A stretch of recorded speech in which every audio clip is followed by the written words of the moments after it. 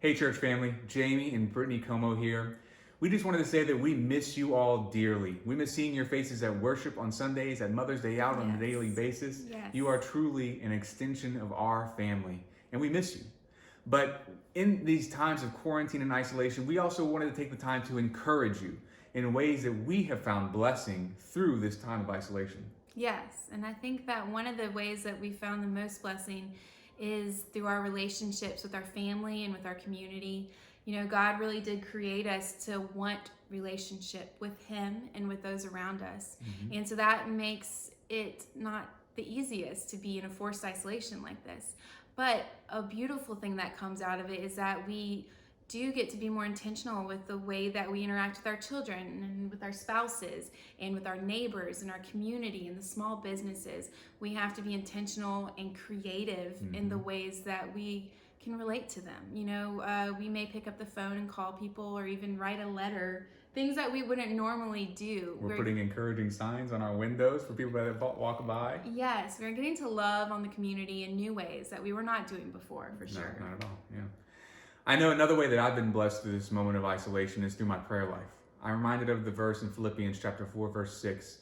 Do not be anxious about anything, but in everything by prayer and supplication with thanksgiving, let your requests be made known to God. And so that's what I've had to do. I've had to go to God with more desperation. I have specific needs and anxieties that I'm feeling in these times of quarantine. I have people that I'm worried about that are working in the medical field. And so I've had to take this time to really kind of transform my prayer life in a lot of ways and go to Him with more desperation, more intention, and more purpose. So what I'm hoping is that through this time, I'm able to take this more intentional prayer life that I'm experiencing now and move that into the future as we get out of this quarantine and isolation. Yeah, because in those moments of vulnerability, I find that's when we get closest to the Lord.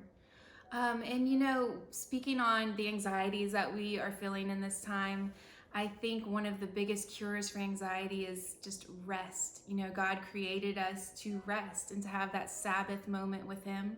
And I know that we all start with the best intentions every Sunday to devote that day to the Lord, but I also know that we particularly are guilty. We often fall short. Yes, we allocate an hour or two to them, and then the rest of the day just kind of slowly gets to business as usual. And this has been a forced Sabbath for all of us. We are forced to just be still and relax and just be with God. And that's right. It's been a huge blessing to us. That's right. So we hope that you feel encouraged with these blessings in isolation. And we love you, church family. We do. We miss you. We miss you.